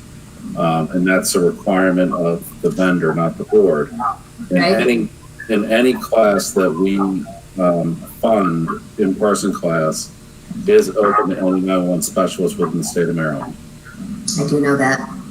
So Shar and Heather, I wonder if that's another place we can have a conversation with our domestic violence community about whether there should be a conversation about not I volunteer and I'm going to go to this training, not my county is on the front, on the cutting edge, but really making sure that everyone who is going to be answering 911 emergencies would have some reasonable level of training. And then we can check in with Maryland State Police, although that's kind of outside our boundaries. But in terms of police encounters, that's a problem during COVID. And so I don't know whether there's someone on this commission who might be able to help or might help bridge that gap. Chief Brooks, is your group maybe, anyway, we can talk about this offline. But let's put a pin in this. I think we should talk about it. And the question is where it goes, because it is staffing and training, Heather and Shar, but it's also technology and cybersecurity in terms of if we're talking about phones or apps or something. So I think that might end up being a jointly referred. Ryan, is there anything else? Oh, and the one other thing I should mention, we had a conversation with Motorola with some of their national experts. And Ryan, why don't you just give a 60-second quick overview as to what we learned from them? You are muted, Ryan. Yep. There we go. Actually, I wasn't on that policy center last night, so. Sorry, you are. I let you off the hook. What was that about? So Motorola was interested in trying to be supportive. They are not carriers, but they had some suggestions, some ideas, and again, I think we can just circle back. But they are available as partners and idea approach. Whoops. Okay, Woozy is interested in my. Okay, everybody. I don't think you've met him yet, so he's adorable, and he's been very well behaved so far the whole meeting. Okay, so with that, let's move on then. If there's nothing else, Amanda, any final thoughts or questions? No, thank you so much for hearing us out. You have the letter from NADV. That's really the position that we're all taking, and I'd love to help in any way. Perfect. Thank you. Thank you. Great to see you. Thank you. Take care. Stay healthy, everyone. Thank you. Okay, we just have a few more agenda items. Are you guys okay without a bio break? I think we will finish well before 5. Can we power through without a break? I'm gonna look for nods. I'm seeing nods. Okay. All right, let's run through it. Chief Brooks, you're up next. Will you just do briefly? We're going back to number 9 here. The question that I referenced earlier in our big bill, in our omnibus bill this past session, about where should the Emergency Numbers Systems Board be actually placed within the state government structure, and who should be on it, was an issue that we spent a lot of time on. We did not succeed. One, we did not fight the battle, and the other one, we just sort of put it off for the next year. So Chief Brooks, why don't you speak briefly as Chair of the Oversight and Accountability as to the conversation that we need to be having for the year to come. All right, so let me start, I guess, as chair of the Maryland Association of Counties Emergency Management subgroup, so or affiliate. So what happened in February? The emergency managers from the state met out in Western Maryland for a couple of days. The discussions of 911 legislation, obviously, and always is a part of the agenda. The discussion of where the board will reside was a discussion. And the end result, the short part of the story, is the end result was the affiliate authorized a letter to go to you, to Senator Kagan, as chair of the commission, to pursue the placement of the board, the 911 board, under the Maryland Emergency Management Agency. Now, that came with a contingency attached, and the contingency was that the Maryland Emergency Management Agency would be moved as a freestanding department within the state. And the mechanics of that is it comes out from underneath the Department of the Military, because that's key to this whole thing. So that was endorsed. That letter was sent to you back at that point, or sometime at that point. And then the discussion certainly is then for the commission. And what we found is while there are some components in the state where the 911 manager, director, whatever that may be, has no affiliation with the emergency management side. The emergency management and the emergency managers or DES directors in the Eastern Shore and the Western Shore, or the western side of Maryland, are intimately involved with each other. So we've heard some negative comments from those that aren't affiliated with their emergency management counterparts. but by and large, unanimous support from those that are. So that's kind of where it stands today. Thank you, Chief Brooks. To refresh your memory, we brought this up because the letter was so strong. I brought it up as what I thought was going to be kind of an easy, no-brainer conversation and get consensus in, I think, May when we had our last meeting, when we were saying farewell to Bill Ferretti, and not everybody was on board. There was either a desire to learn more, or there was concern or questions or opposition. So this is going to be a continued conversation. Is Nancy Pollack, is there anything you would like to add since you are the liaison on that subcommittee?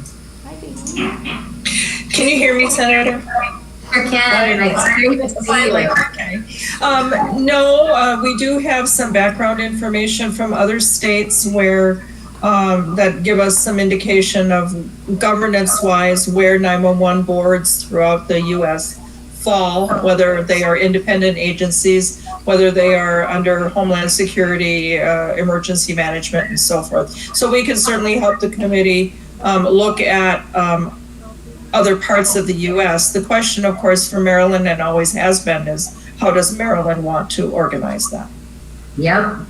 I will just add on that, and Ryan, you were on this call, that Virginia just passed legislation this session that did exactly what Chief Brooks and his organization was proposing, which was moving their 911 board under the Virginia Emergency Management Agency. And it was bipartisan and not controversial. The governor supported it, leadership supported it, and it passed through and is now law in Virginia. That's only one state, and we're not Virginia and all that, but this is not without precedent. And so conversations like this are happening, especially during a pandemic when people are feeling like they want their emergency folks accessible and visible. So anyone else want to speak to this? Heather, it looked like you were maybe wanting to speak up. No, okay. Anyone else? Kevin Canale, if you're with us, do you want to speak on this? Senator, can I say Please. a word? I think moving forward, it's important that the emergency managers and 911 directors work together. Things are transparent. I think Central Maryland, nobody knew about this, and we together probably take more than 50% of the 911 calls in the state. So it'd be nice if everybody was on the same page, especially with Next Gen 911, with all of us trusting each other. So yes. I'm sure we should all be in tune with what's going on. So to some degree, I'm going to take the blame on this one because I guess I made an assumption that the letter that reflected such consensus that everyone knew about it and was part of a conversation, and that was my ignorance, that I just thought it was quick, easy, check the box. So we will certainly make sure that we use the protocols that we've used on this commission, which is assign an issue to a subcommittee. We have 4 subcommittees for people who are watching for the first time, which are Finance and Structure, which I chair, Oversight and Accountability, chaired by Chief Brooks, Staffing and Training, chaired by Cheryl Flaherty, and Cybersecurity and Technology, formerly chaired by Bill Ferretti and now chaired by Randy Cunningham. And so we will be moving this through the Oversight and Accountability with Chief Brooks, with Nancy Pollack, offering excellent assistance and guidance, and we would then come back to the commission for a full conversation. Mr. Myers, looks like you want to say something, please. Yes, Senator, thank you. I just want to echo the comments that I made back in February or March when you raised the issue with the Emergency Number Systems Board. I just want to say initially, I guess, that the decision about the board's placement will ultimately be up to the governor and the legislature through that process, and obviously we'll abide by whatever that outcome is. Just to follow up on Mr. Broman's comments, the board was not part of that decision, to my knowledge. The emergency managers did not reach out to the board for input into that decision-making process. And then finally, I'd just like to say that currently the board works through the Department of Public Safety and Correctional Services, And as I mentioned at that time, in my opinion, in this board member's opinion, in this commission member's opinion, the board has been well served through that relationship. And one other point, in last year's 911 commission sessions, the commission did take up the issue of board placement. And if I recall correctly, the outcome of that, the commission decided that it was not in the best interest to suggest a movement at this time, that there was no consensus about that. So I thought it was a settled issue, but maybe it's not. So thank you, Mr. Myers, for bringing that up. We did explore this last year. There was a survey. We do have the results of that. It's obviously a fairly small population that was polled, but the consensus was split. The consensus was there was no consensus, and so that's why we did put it in the parking lot. So you're totally correct. That's why we did not address it last year. But the sentiment was, we're not perfectly located now, but we can't go from somewhere that's not perfect to somewhere that we don't even know where it is. So we've got to figure out what's the right location if there's to be a move. And there was not the perfect solution. So we will talk about it again. If people find a perfect solution, then we will explore it, bring it to the commission. And if we're deadlocked again, then we won't move forward again. Thank you, Senator. Yeah, thank you. Looks like Randy wants to speak up. Mr. Cunningham. No. Oh, okay. All right. You're unmuted. I didn't know. Anyone else want to speak to this issue? Senator Kagan, it's Susan Krebs. Yes. I just wanted to mention last year, this is a big change, and it is a little controversial. And I think the group that is proposing changing it, it would be helpful to all of us for them to say, here, I always say, what's the problem we're trying to solve? Give us an idea of why we need to be changed first, so that we really, not just because another state does it or it looks better on a flow chart, that what are the problems that we need to solve with the current arrangement, and then what would moving it, how would it be better? And that way we have something to go on, because it really was just sort of out there, and it seemed like a simple little thing, and it really was not. So if they could come up in their letter with just some good reasons, as you said, what is the problems today? These are the drawbacks, and then how would moving it somewhere else change it? Because this has to come from the ground up. I mean, the governor's office, there's going to be a lot of expense to this, and I've always said, I'd rather spend my money on 911 services directly in the field than spend it on more I call it bureaucracy. It's not bureaucracy, but I think there's got to be a lot more reason to even move forward with the discussion of why we're even discussing it than we had, and that's why it was didn't go very far. Maybe these guys know more than we do, but we need to have some reason to even take this up. So right. Thank you, Delegate Krebs. No, thank you. Appreciate it, and you always have thoughtful questions on that. Nancy Pollock, as this conversation happens in the subcommittee, I think Delegate Krebs raises a really valid question of the cost and what the implications would be, and cost benefit, everything with cost benefit analysis. So let's, especially if we're dealing with a tight economy. So maybe even if there is the right answer, maybe it's not turn on the dime and turn it, change it now. Maybe it's years and there's an evolution or something. I don't know what the right answer is. I defer to your subcommittee and to Chief Brooks's leadership. So thank you, Delegate Krebs. Anything else on that item? Mr. Vice Chairman, Kevin Canale, anyone? We haven't heard from Jack Markey all day. Jack, if you want to speak on anything, it's not too late. Oh, here we go. Jack. No, thank you today, ma'am. Okay. See, I get to see your smile. That's all good. All right, with that then, we will wrap up item number 9. We've already done number 10 with domestic violence. We'll go to number 11 and go back to Randy and anyone else. So racial justice and 911. We would have our head in the clouds if we didn't think that 911 was part of the conversation about Black Lives Matter and police and emergency response and the need to be anything, better trained, more sensitive, more engaged, or certainly going to be affected by some of the legislation that either directly or indirectly that may be introduced. So, Mr. Cunningham, do you want to start on swatting, which I've had some of my interns actually working on. There is a rate component, as I said, with swatting. If there's anything else you want to talk about with that, and then if anyone else wants to address this issue. Mr. Cunningham. Sure. I have not had time to completely review the previous bill and information on swatting. But definitely that is just like any other 911 abuse.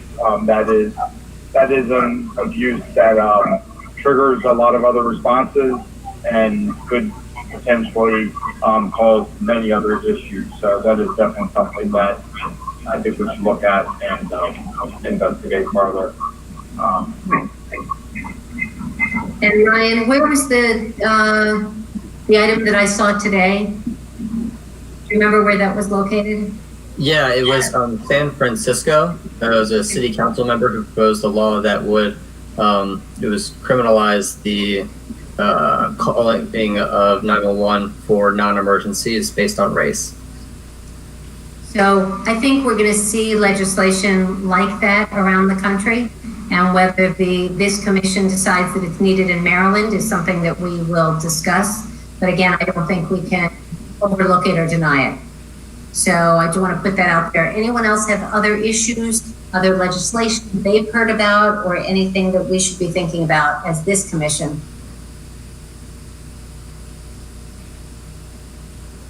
Okay, so happy to have these conversations offline at future commission meetings, by email, or in any way. But I think that this will come up, and they will likely go to other subcommittees, various subcommittees. And with that, we're getting ready to start wrapping up. Item number 12 is talking about the commission structure. I throw this to the vice chairman and to Molly and anyone else from Mission Critical or any commissioners.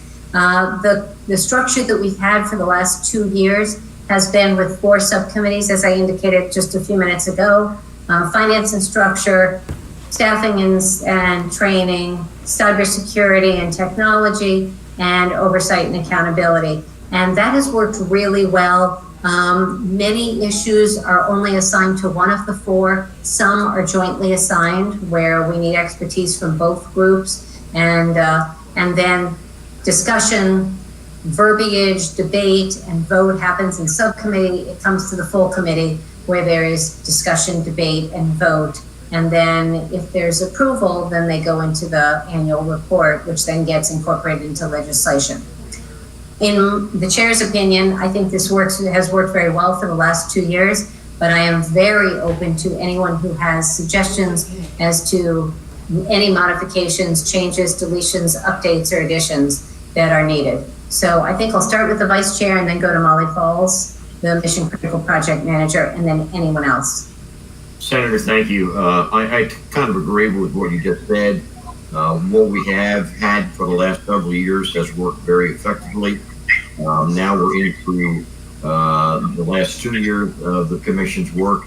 And I think that we have proven by experience that as items come up along the way that are very contemporary, that we can find a place for them within the existing structure that we have.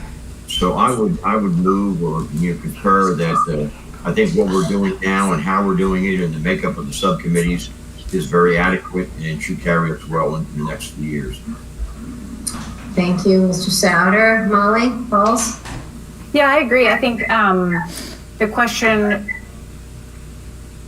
I think it just was something we wanted to ask about to ensure, and as we've identified the different topics today, and the structure still fits and it still works. So just, I thought it was an important question to ask, just to validate that we were still hitting on topics in each of the different areas. So I agree. Great. And it works for you all, Mission Critical, with having one liaison for each of the subcommittees and all that. That works. Okay. All right. Anyone else on the commission or off the commission who wants to speak up about your thoughts as to something that could be changed or improved?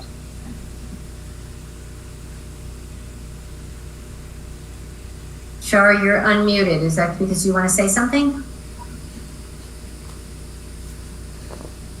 Okay, I'm going to take. Oh, Shar? I do not. I don't know why I'm unmuted, but maybe you were just reading my mind, saying. Okay. And Randy, you're unmuted. Is that because you want to say anything? No, I'm muted on my phone. Okay, you're fine. You're fine. Okay, so I think then the way we want to leave this, we want to talk about future meetings and all that. I think because it's finance and structure, I think I may start reaching out and having conversations with the other subcommittee chairs and our partners, the vice chair, and then our partner, Kevin Canale at MACO, and just brainstorm how we want to start, when we want to start having subcommittee conversations. Because I think we've got a number of issues to discuss. So my suspicion is that the full commission will not reconvene in any time soon, but that we will start having some conversations as subcommittees. And Ryan, I think we should check with the Attorney General's office to see whether subcommittees need to be live streamed and under the Maryland Public Information Act laws for transparencies. I suspect that we don't, because we're only talking about a small portion of our commission, but let's just verify that and get that in writing. So we want to comply with that. Are there other issues, other thoughts on this about process, about transparency before I throw it open for any closing words from anybody? Senator, this is Molly. Are we looking to have a report delivered again this year, right? There's 2 more reports with the extension. I suspect that will be the case. Okay. The question is, it may not be 65 pages again. I'm not anticipating that. Okay. So, but even if it's a 10-page report, okay, we have 9 recommendations rather than 23. There is something for us to debate, discuss, and vote on, and then incorporate into legislation. So again, as I promised a year ago, I anticipate a lighter lift, but there is still definitely work to be done, as evidenced in this meeting. Delegate Krebs, were you looking to say something? Come here, sweetie. Oh, okay. I think I'm supposed to give some love right about now. Okay. Ow, no, not biting my fingers. Okay. Yeah, Delegate Krebs, did you want to say something before we? Oh, nope, you're good. Okay, ouch. All right, my kitten is biting. Senator. Yes. Please, Ryan. Just to answer May's question, we are required in the commission extension bill to issue a interim report and then a final report over the next 2 years. So our normal report, just something. Thank you so much, Ryan. That's excellent. Appreciate that. Okay, with that, I want to start wrapping up. Mr. Souter, Mr. Vice Chair, anything you want to say?